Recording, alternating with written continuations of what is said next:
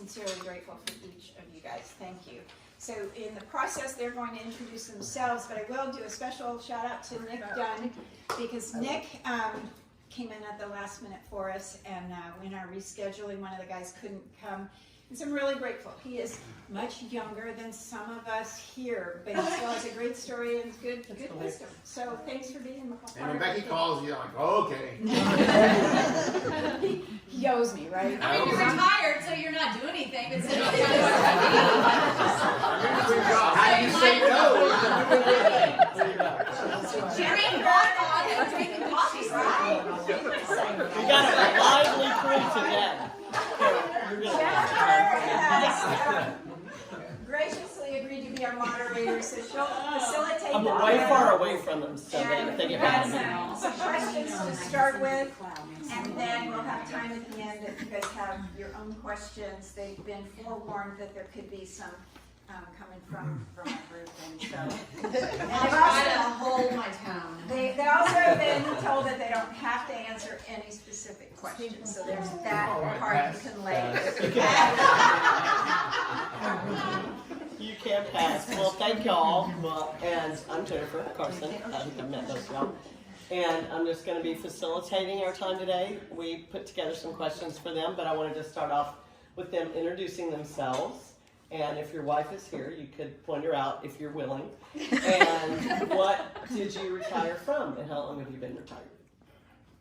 Nick Dunn. That was the first question.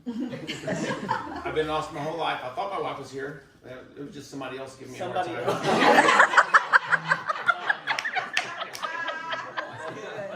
I thought she's not coming.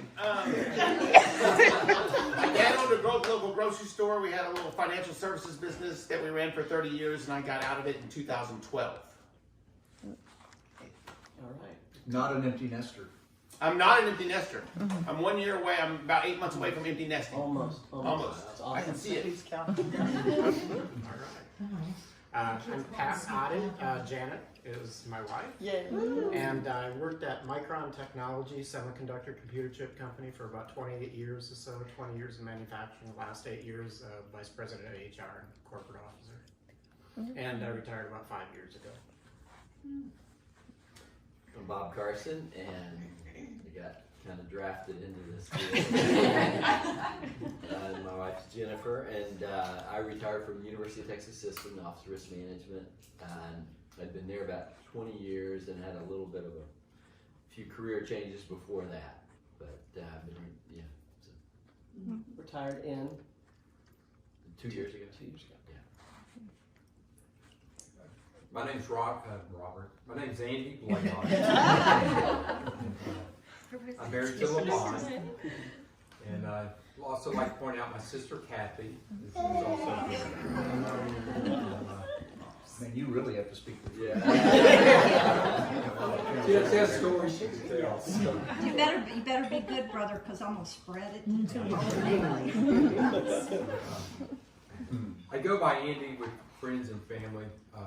My real name is Robert. And for 30 years, I've been Robert at the company I retired from, which is Spall Glass Contractors. It's not a glass company, it's a general contractor, commercial contractor in Texas.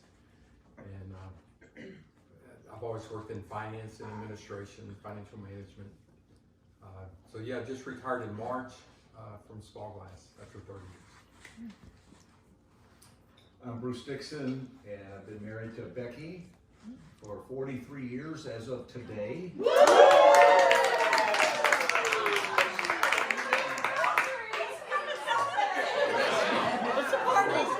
So we are going to start our celebration tomorrow. So my only goal here today is to navigate through this process and survive until tomorrow. To celebrate and make my 43rd wedding anniversary.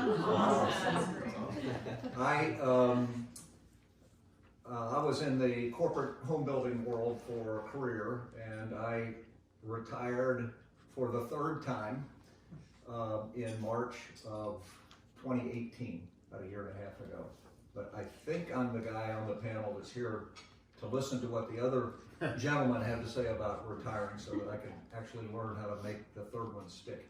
So this is the last time you're gonna retire? I may not buy that, we'll see. To be continued. Well, we're gonna, as I said, you know, I'd love to hear kind of all of your perspective on the first one. You can just pop in when you want to. Maybe what your biggest concerns were when you considered retirement, and did you involve others, maybe, you know, counselors, mentors, your wife in that decision in terms of when you decided to retire? I'm not going first every time. I'll start off. Okay. Biggest challenge, or my biggest concern before retiring was really just, you know, to stay productive and to stay challenged.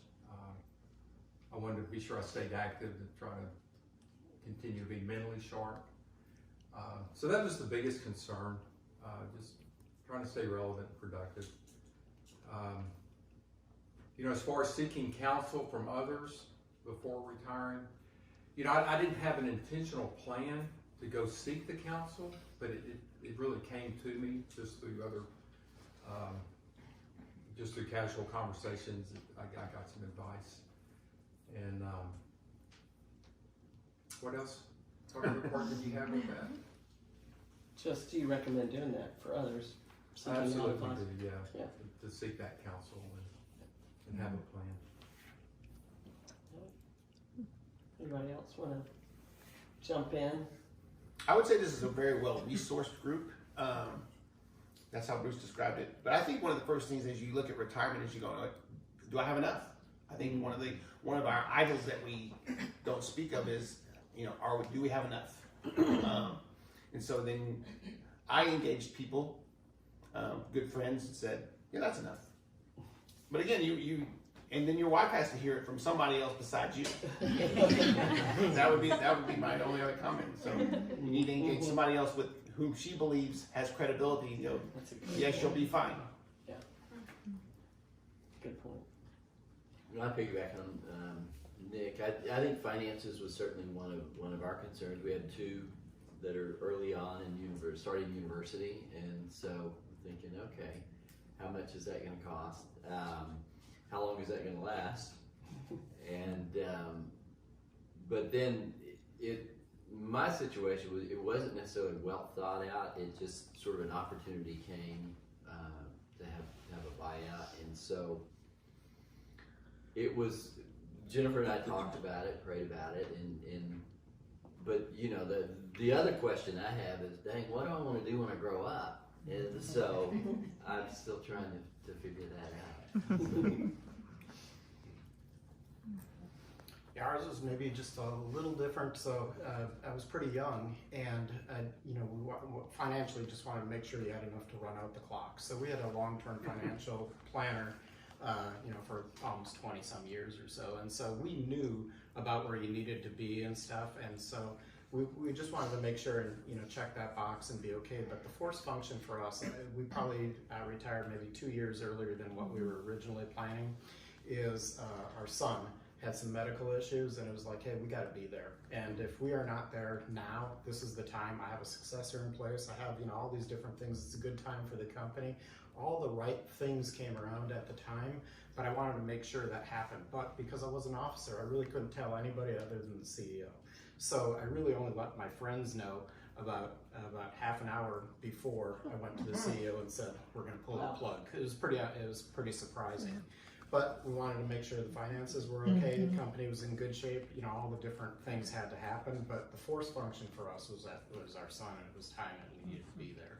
So we had some things that we had to take place. So I would say that as Nick pointed out, you know, the resource, or each of these guys has really pointed to if the resources is not the issue, then, you know, what is retirement? And I actually don't love the word. No, I don't love the R word, because it suggests that there's this moment in time and you're highly engaged and then you're not. And, you know, the gifts that we've been given, the gifts that we probably presumably leveraged in these various business careers, the gifts don't stop. We're probably not as sharp as we used to be, but the desire to be engaged in something and to leverage the gifts that we've been given is really important. In terms of seeking counsel, it was really, again, for us, because of the resources was not the issue. It really it was a personal decision for Becky and me. And I think one of the most challenging things for me in thinking about it was our division of labor in our family was Becky was a stay-at-home mom and raised 3 kids. And it was 13 years ago that our youngest went off to college, and Becky then was moving into a different season and a different chapter in her life. And so I sort of witnessed her reinventing herself over that period of time. In the meantime, I continue to do sort of what I'd always done, is go to an office all day and do what I did. I had this vision of we'd have more time together, and I traveled with work, which is not fun. It's not pleasure. It's not glamorous. And I thought, well, she can come along and we'd have more time together. And that really didn't happen because she stayed engaged, and she again reinvented herself and pursued other things. And so I think one of the challenges that we've had is just syncing up with one another in terms of this new season. We hit the new season at different times, and if she was going to sit around and wait for me to be less engaged in work, then that would have been a waste of her time and energy and her gifts. And so we're, I think, frankly, truthfully, still navigating that a bit. But I again don't like the R word. I didn't study this, didn't research it, but just think about where it even came from. We created as our retirement industry a bunch of money managers who are talking about this, or or the people in Florida that have second homes for all of us, or golf courses for us to spend our time on. Not that those are bad things, but it's a little bit of a contrived idea. And I just, again, personally, I am drawn to the people that in their 70s, 80s, and 90s that are engaged. I'm drawn to those people. They're my heroes. Most recently, the 97-year-old guy that's the chemistry professor at the University of Texas. The one, the Nobel Peace Prize. He won the Nobel Prize. Yeah. And he moved here, he moved to UT in 1986 from MIT, where he did his work on the lithium-ion battery, for which he won the Nobel Prize. I did the math. He was 64 years old when he went to UT. And he's been there for 33 years. It's amazing. And again, by the way, him hanging out with young people, being engaged with young people, absolutely is one of his secret formulas, not so secret. So anyway, it's like that piece. Okay, we'll Engagement. eliminate the word retirement from our conversation. The new word. We like Second rewirement season. better. Rewirement. That's a great word. Well, speaking to, if some of the others of you would speak into that in terms of, did you have a plan for this next season? And if you did, how have you been able to kind of fulfill that in terms of staying engaged and what you planned? Or if you're still figuring out your plan, you can share that as well. Yeah, just speaking for myself, is we were so oversubscribed with work. We knew that's what the roles were, so I was working 1 million hours a week, and the company's pretty complex. It had 36,000 employees, 17 countries, and 2/3 of them were out of the U.S., so I was gone 40% of the time. We were just looking forward to being together, part of it. But the approach that we took was like, Lord, Tom's up. I got no plans. I've been so oversubscribed, I'm ready to have no plans. And let you just take us to whatever that is. So for us, it was our son and getting my parents closer together, with us, and various things. But it was like, Lord, what next for us? Why don't we just go into it? I have one goal that's actually practical, and it's to learn how to play guitar. It was on the bucket list. That was it. And the rest was spend time and then see. And so now it's been a 5-year period, and those things have started to take place in a way. And it's like, now, Lord, palms up again. what next? We don't know. And we're okay with that. Absolutely okay with that. It's actually been really exciting. That's really cool. Anybody else have thoughts on that in terms of planning and? Well, Becky would suggest I'm a guy that's always had a plan. I would second that. I would second that. You normally have a plan. So again, I retired in the last 10 years from 3 different companies, large companies. Each time I got pulled back in, it was because there was a mentoring and coaching opportunity that came with that. And that's my passion, that's what I was drawn to. Fortunate, didn't need the job. But the appeal was this platform to mentor and coach. And again, then I got to weigh against that the travel and checking in and renting my time and losing that flexibility. And so one of the things I've done post our word, but just to stay engaged, is I formed a little company with a friend of mine. We pooled capital and we're just investing, typically in real estate, which is my background, but we're open to anything. He also has a passion for mentoring and coaching. He's one of the best ever. And he lives in California. We have a 40-year relationship, always, long distance. And one of the early investments we made is in this small company here in Austin, and it's co-founded by a couple of guys that are in their 40s. They knew my background. They invited me in as a consulting gig, part-time. I said, I don't want to have to call you to ask you for vacation. Definitely don't want to call a 40-year-old to ask for vacation.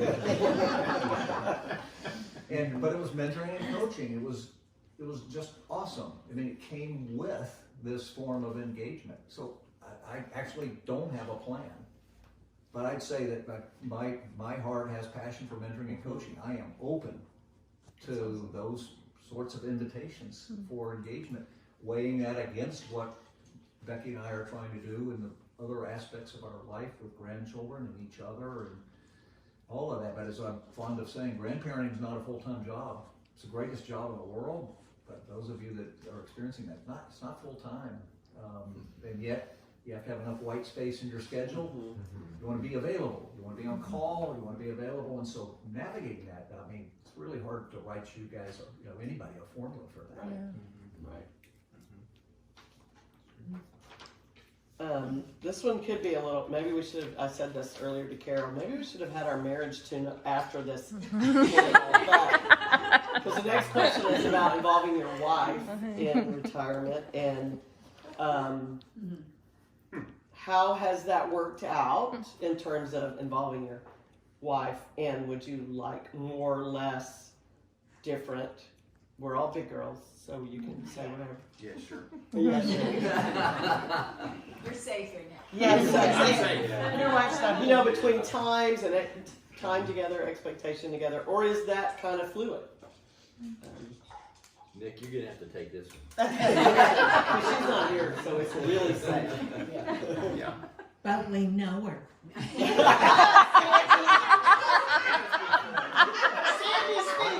the way, Luann is live streaming. By the way, we're being recorded. I forgot to tell you. Deniability. Yes, but if there's anything, we've said this to our adult children's panel, if there's anything you do not want to be, shared with the rest of our women who don't make it today, you have that option. We honor that for you. So. What was the question? How has your wife been involved in current, time, expectations, time together? Well, I think expectations is the hardest part. Right. I mean, because you both walk in with expectations that are just unspoken. Right. So the further you walk through those and speak those out loud, I think that's helpful. Like Bruce, my wife has been a stay-at-home mom, and so we still have a child at home, so our routine hasn't totally changed. But at the point where I step back from my going to the office, she's like, hey, I've got my routine. You go ahead and do what you need to do, but I'm not changing mine right now. I'm not looking to hang out, which is great. It's actually very freeing. Yeah. But then we have worked hard to find things that we enjoy doing together. Again. again, or for the first time. Yeah, yeah. So it's just, and that's what I think has been some of the secret sauce is finding, not trying to make her play golf, and I don't play golf, but not trying to bash her into the things that I enjoy, but figuring out the things that you both enjoy, traveling, walking, exercising, whatever it is, that there's mutual enjoyment. I think that's been very helpful. And it's a negotiation. And again, you have to keep the expectations right out front. Right, good advice. Anybody else want to jump into that one with all your wives here? Well, I do. I wonder from the group, from your side, is some of the trepidation and some of your interest in this subject relate to you have your routines, and we all get set in our ways on either side of this aisle. Is there some trepidation about sort of how next chapter for your spouse will change your own routine and how how that impacts you? Not from a selfish standpoint, but how you're going to navigate that. There's some fear over the unknown of what's that going to look like, and so I think that's a part of it. And I think Becky and I, we talk about this. We've been challenged by actually finding those common interests because we've run separate courses for so long. Right. We had separate careers. And so actually finding the common ground I think is certainly a challenge, really. So if Becky was to go back to work, would you be okay with that? She stay home, but if she decided... She actually went back to work at a part-time, and she would say a nothing job. She wanted a discount at this retail store. But it was, I loved it.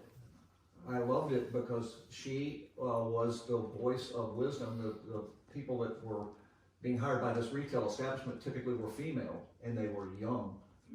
And she was the mother hen, not because she sought the position, but because of her life experience and her wisdom. They were drawn to her, and I loved watching it. And she would, she would suggest that it was no big deal and that she wasn't even in that role, although she did just send a box off to one of those young ladies who just had a baby and made her baby a hat or something. So she stays connected to those relationships that she built and were meaningful. She invested in those, so she was great at that. Okay, but to be fair, I worked 8 hours a week max. It was not a career where I was sacrificially requiring him to understand my absence. It was that fluff. And our children asked after the first 6 months, they said, what multiple of the money mom brings home from that job has she spent in the store? You know it's more than 1X, by the way. That's a good point. But what about the rest of you? If your wife was if she had retired from the corporate world and she decided she wanted to go back to work, would you be okay with her going back to work full time? Absolutely. Yeah. Go for it. I mean, in response to your question, I certainly would. As I told Levon, I was considering a consulting opportunity, and before I said yes to it, I told Levon, I said, I've kind of had my time, now is your time. Is my number one priority first is just to support you in whatever you want to do. And she's like, no, you need to go for that consulting opportunity.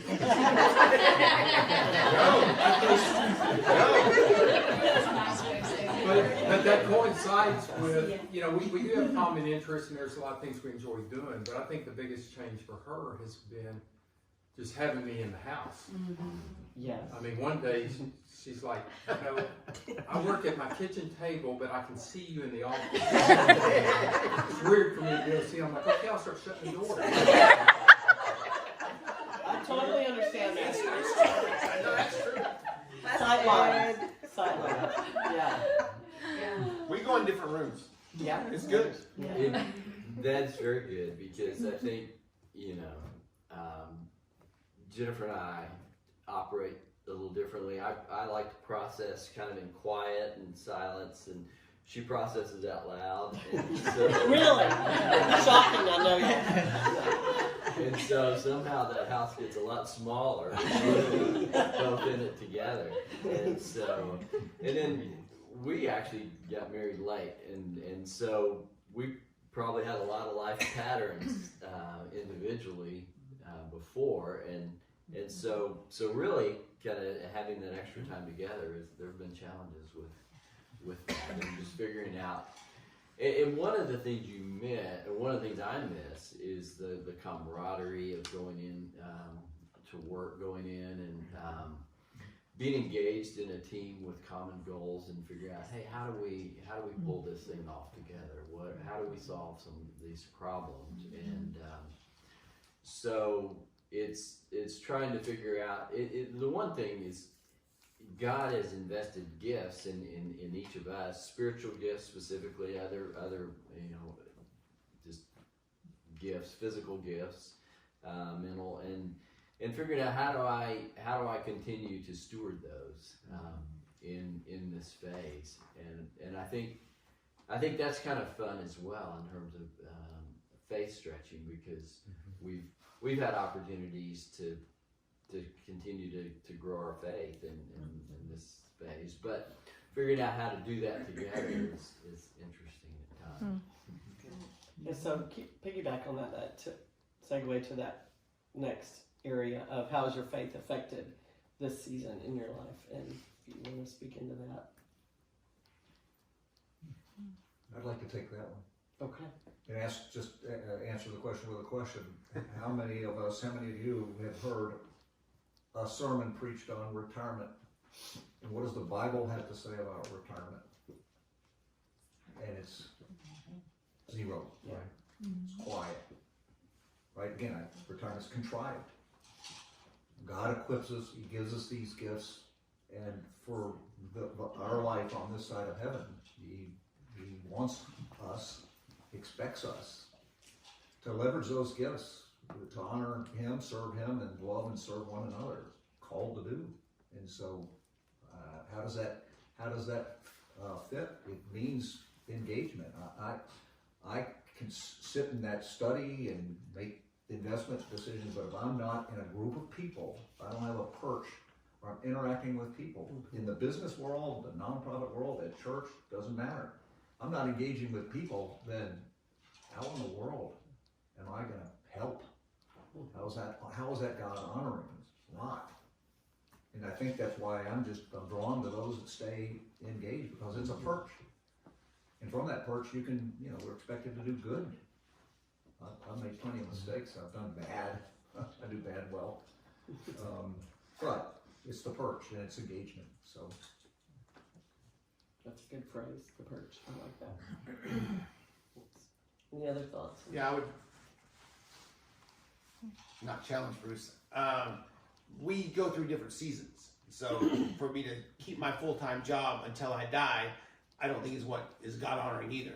So then as we retire and we move to these different seasons, I think we are challenged to take the gifts we've been given and figure out how do we use them in a way that is not inwardly focused. I'm all about teaching my kids to pour yourself out for others. And so that's kind of the mantra at my house is, what are you doing that you're pouring yourself out for others? And so my retirement looks like I'm engaged 20 hours a week at this little church plant. Great two guys who can preach and do other things, but they got no business acumen at all. So I was like, guys, I can help you with this. So I've just been 20 hours a week doing the things that I'm good at, and helping them put processes and systems together and run their business that they didn't have any That's great. facility to do that. So we have to stay engaged. And I do think you've got a set of gifts that are uniquely yours. But then, given our resources, I leave on Friday to go to Rwanda with my family. So again, we're going to pour ourselves out, see how people live on $2 a day, and you come back humbled. So all of a sudden you realize, I don't have any problems. Right. Now that's something I couldn't do 20 years ago. So I think you have to challenge yourself to be engaged in different ways, but again, it's so that you might serve others. And I think that's what Bruce is saying. You still have to stay engaged and use your gifts so that you're not so inwardly focused, because you'll suffocate. So, yeah, anyone else, in terms of, was that wrestling of kind of identity issues maybe too, of figuring out how to do that in terms of a different season? Was that a challenge at all, or are you in the process of that? So, you know, I became a believer at 15, and always it has been, you know, whatever you do, do with all your heart, mind, soul, and strength is unto the Lord, for His glory, right? For His glory. So, all He's asking of you is not to go look for His will. His will is that you're submitted. He'll bring it to you in some way. So, work became a vehicle by which doors opened in different ways to people that wouldn't have been, you know, reached in some sort of way or things, because you just had to be open to it. And so now you move into this phase of life, and I don't see it as any different. As I'm still supposed to do whatever I do with all my heart, mind, soul, and strength, and I'm still supposed to be submitted. I just may not have the answer in terms of exactly what that is, but God will bring those opportunities. So there has been opportunities that God brings. They were different than anything I would have thought I was signing up to, or, you know, actually AIA was one of I the can things. share an example. Has been one of those things. It just, you know, God brings it there because you just need to submit. And so it was important, and I have to say really thankful that when I first became a believer, the people who discipled me were so clear about, don't get caught in your identity of what, you know, what you do, being a captain, what your job is, what your title is, all throughout, you know, life. It's, you're a believer in the Lord Jesus Christ, the living King. You are saved. You are, you know, blah, blah. You are not a citizen of this world. And you wear that identity, and all those things kind of pass to the side anyway, and you start to think, am I submitted? Am I humbled? Am I doing all to the glory of God? Then anything that you're doing is pleasing to God. So what are those things? So not getting caught up with that, because now you're not the person people are looking to, or that there's different things that become available to you. So I think all of those things to say is that, you know, it's about that spiritual journey, your identity in Christ, superseding anything that you ever, you know, did. So yeah, I would say faith is affected, but from the very beginning. Now, this just happens to be one more thing in the continuum. The main thing that for you, maybe I could just add to that, is that you always said you have an audience of one. That has been your thing throughout life. Yeah. I have a couple questions, and Carol, tell me when we're about our Q&A time. Has anything really surprised you in terms of this new season? You know, for me, I think it's just how busy we seem to be. It's like, how did I ever work 50 hours at a job and go to basketball games and soccer games and still get all this stuff done at house, which now I can't even keep up with. And I'm still trying to find the answer. My husband also is retired, and he says he doesn't know how he had time to work. Perfect. Yeah.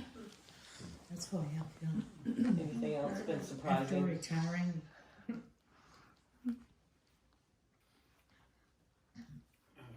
Maybe a surprise for me is, and it's credit to Janet, is her understanding that, you know, I was going from full on, everything at 11, not 10, you know, I mean, just everything, life full on. And the next day, there's nothing. Nothing is due. No, you're not getting fired. You're not anything. Nothing. You deliver. You owe nothing. You know, nothing. And so then I come into her world, and I'm a complete disruption. I still think everything is super critical, super important. If I didn't get it at HEB, man, I gotta get back. Whatever, we're missing an ingredient. My fault. It's just all of those things. And Janet was kind enough to just step back and sort of let me take over certain things that allowed me to check the box. I got something done. It took me almost 2 years to really sort of wrap it back. And the kids would keep saying, well, Dad, what are you doing? You're hurrying to get more retired? What are you in such a hurry for, right? But I was just used to living that way. And she was kind enough to step back and sort of just let that patience come out. I'm sure she didn't think it was going to take 2 years. And she was kind enough to let that sort of take place. And it was pretty important. So. Any other surprises? Or? If you don't have a plan, you can't be surprised. That's true. You can't be surprised. If you had to pick, say, least and most favorite or best and worst part of this season, at least for right now, what would? You're almost there, Nick. Yeah, I'm almost there. So my worst is, I don't like being retired with a son at home because he looks at me and goes, he doesn't see the hard work. He doesn't see all the years of all the 70 hours a week. He just hasn't seen that for the last 5 years. I hate that. Yeah. Best part? Come on, it's fun. Life is what you make it, and the Lord's good. So again, the richness of friends, community, all those things. If you invest in those things, it's great. We had one at home when he retired too, so we just went to football games all the time. Yeah. Drove all over. Oh yeah. To Nick's point, there's going to be a lot of publicity on Fred Rogers because of the movie that's coming out with Tom Hanks. So the big long article in the New York Times about Fred Rogers and his wife who's still living saying, whatever you do, don't make him into a saint. He's an amazing guy. Don't make him into a saint. She's concerned that will gloss over how hard he worked at his craft in 35 years. He did everything. So, so to that point, it's sort of an interesting thing. I'll say selfishly for me, I swim most mornings for exercise. I did when I was working, but to watch other guys put on the starch shirt and the hard leather shoes, and I put my flip flops and shorts on and go home after swimming, that is great. Yes. That's awesome. I think just there have been some additional opportunities to stretch our faith, and whether it's ventures that we're involved in, or just in terms of next steps for us. And so, in some ways, so much of when you have a job, for the most part, you just show up. You've got to be at certain places, and so now all of a sudden you don't have those requirements. But then, what is it? Where do you kind of put your time and your efforts? What are your dreams? What are your aspirations? And so, I think it's and even in terms of the income stream, there was certain, it's a lot steadier maybe during the employment, and so now it's more variable, and just what are the other challenges I think for God in this season, and so it's because of the variability. I think it's been a lot more faith stretching.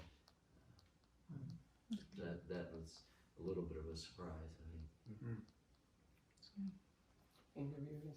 I was just going to say, what's the best part? I guess a couple things would be, having more free time to spend with Levon and travel. I mean, we've always enjoyed traveling.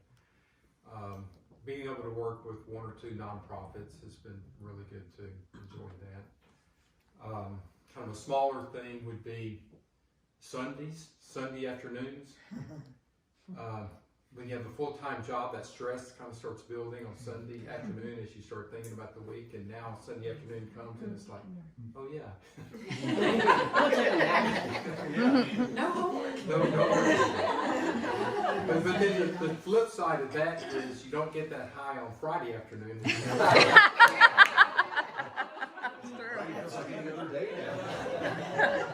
It's the weekend. The days just kind of blend in. Yeah. That's awesome. If you were going to give someone just one or two pieces of advice as their spouses retire, what do you think? I know you've probably alluded to a lot of that, but one thought. It'd be interesting to hear what you have to say to us on this advice to us as well. But I would say something I've appreciated is, on one hand, Janet has given a lot of patience, like I kind of described. She's given patience. But on the other hand, she's also given justice as well. And I've appreciated both. And the patience has come out with her pulling back from certain things and letting me, do certain things.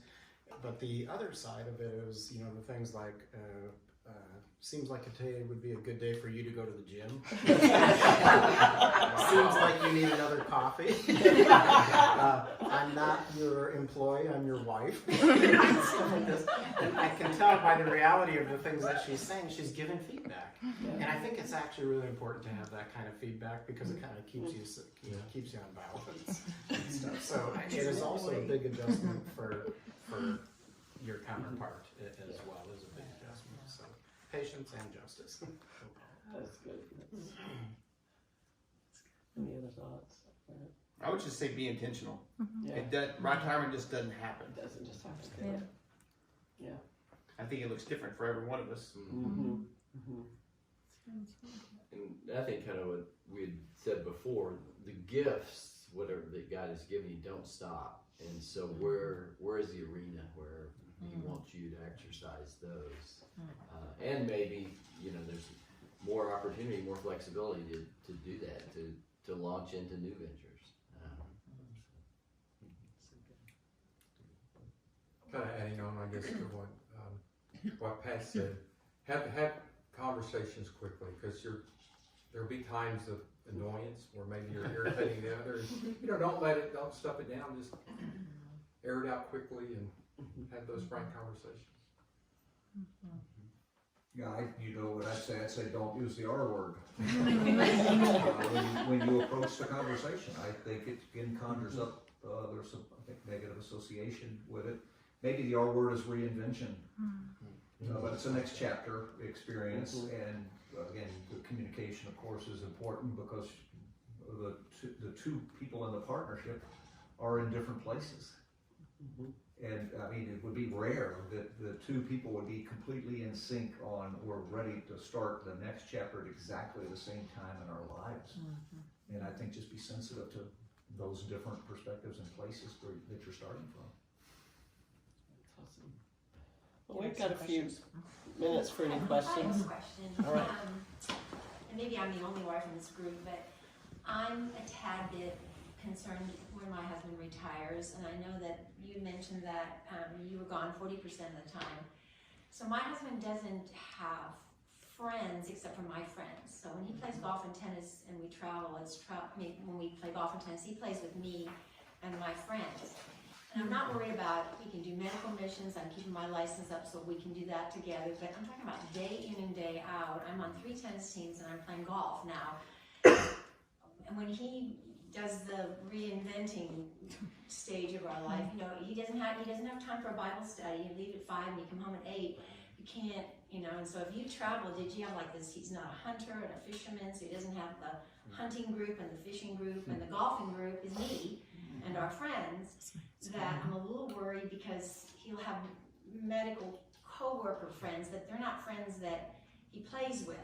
And so I'm making him sound like an orphan, he's not. But he does. Okay, I gotta go on record. Both of our MCAPs here on this panel have been, had heart surgery. We're here because of her husband. He's our favorite surgeon in the world. We've got 2 really important guys. Diane's husband has. But you know what I mean? Like maybe you guys all had golfing groups and church groups. I mean, when we go to mass, he goes with me. So it's not like we're doing stuff. Like he has this whole network of guy friends. When he has a day off, I schedule his dentist appointment, his eye appointment. He's going to do that, and then whenever he has a day off, and I'm like, "You're off today?" I'm booked, And he's like, "That's fine. I got stuff to do," but because he has stuff to do. But if he's off every day, I kind of worry about. So, if you guys, did you have to reinvent friends? Will guys his age accept other people? Say, "Yeah, play golf with me," or you know what I'm saying? That sounds No, it's a great odd. question. That's a great question. So for me, my 5 best friends, I guess, or 4 or 5 best friends lived in Japan, Italy, Singapore, and the Netherlands. So, and then we happened to move from Boise, Idaho to here. So for us, it was gonna switch anyway. So we would have ended up with exactly the problem that you were talking about, but because we happened to come here, we had to sort of reinvent ourselves together Yeah. here, which probably made it good because now everybody was new to both of us at Yeah. the same time. So we kind of got a free pass. So I can't really answer your question. It would have been a problem. It definitely would have been a problem because we had a few friendly embracing. couples, but boy, it was The hit and miss. 65-year-olds already have their friends. Exactly. They already Yeah, I have their hunting know. buddies and their golfing Yeah, buddies yeah. and their whatever buddies. You know, So I, I'm not advocating moving to solve And that. But it there's did also solve a other problem. things that I know he's got on the reinventing list as far as volunteer stuff, but that will be every day. So I don't know if anybody. That's a great point. Legitimate. You know, I think one thing for us, we have a relatively connected neighborhood. We kind of live in Old Austin, and so the hippies and so it's kind of fun because there's multi-generations on our street, and it's changed so much from when we used to be the young people on the street, and so I guess so anyway, it's been a chance. Now we're kind of the old geezers, and so we get to kind of play with the kids, and you know, our front yard is the football and soccer field, but that's kind of one area. Also in our church, we're also the old geezers. It's a lot of younger families and singles, and so we've found that a good place to plug in, and boy, there's just a lot of opportunities for using our gifts there, and so just trying to figure out, and then one thing that's helped me is with Bruce, I have kind of an exercise routine, and so I get to keep doing that with some of the people, and it's fun because some of the folks I used to work with, so I get a chance to tap into what's going on in the old work world. So I don't know where he gets some of those opportunities, but I think some of it is staying connected to people that I used to work with, but in a different context, and then others is just getting more involved in church and community. Or maybe there doesn't need to be a plan as I'm thinking this through. Maybe when there is time, you have time to find, Yeah. you know, Yeah. those things. Yeah, yeah. When you don't have any time, you know, you don't even think about it. Right. I don't know. Well, I do think, I mean, I know a little bit, have a little bit of insight into his personality and the schedule. And it's difficult because so many of my relationships, and let me just say, generally speaking, I think this is true, our relational skills are very different than your side of the aisle. And we struggle a bit Male, with creating, male, female, creating community. businessman. We're, the independence thing and all of that. So a lot of the relationships that I had along the way came through business and these different platforms. And that's not the case in his profession. So, I think it's a particular challenge with his line of work. And so is there some ability to create, as you move towards this, actually, he may need a plan. So sort of how do you create transitional community? And I think about our brother-in-law who came out of a similar profession and then moved. And this guy's the most social guy Now, but it was in Bloomington, not before at all. right? But so we have some examples of how Chris created this sort of community in his new world where he had all this time. And so, but I can see the challenge there. But you don't want there just to be this end date and then suddenly, so there ought to be a transitional, there has to be some transitional piece to his life and how he reaches that, finds that community. That'll be a challenge. But he's gonna have to dial back some of what he already does, right? And how do you do that?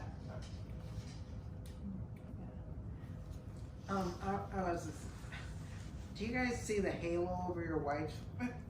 Because you talk about how busy you are now, during retirement, but before, she was the one always doing that.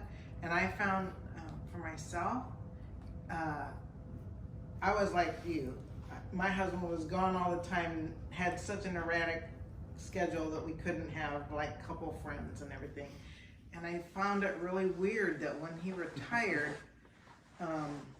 he still expected me to do all the things I was doing, not really picking up. But at the same time, it was hard for me to use the word we.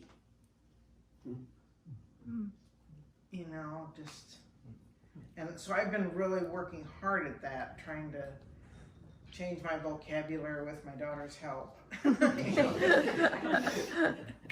But it was really emotionally and, even physically different.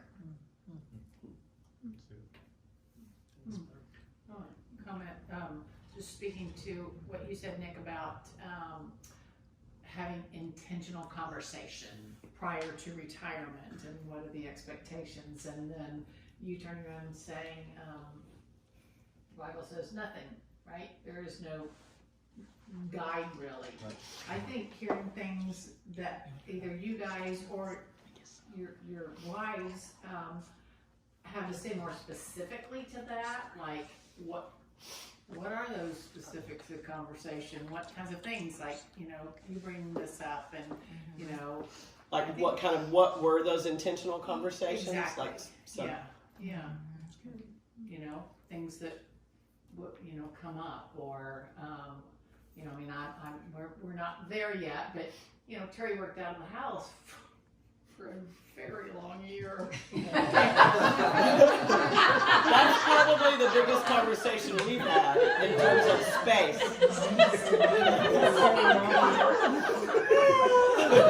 You're recording this? Should I turn that off? Yeah. Janet will just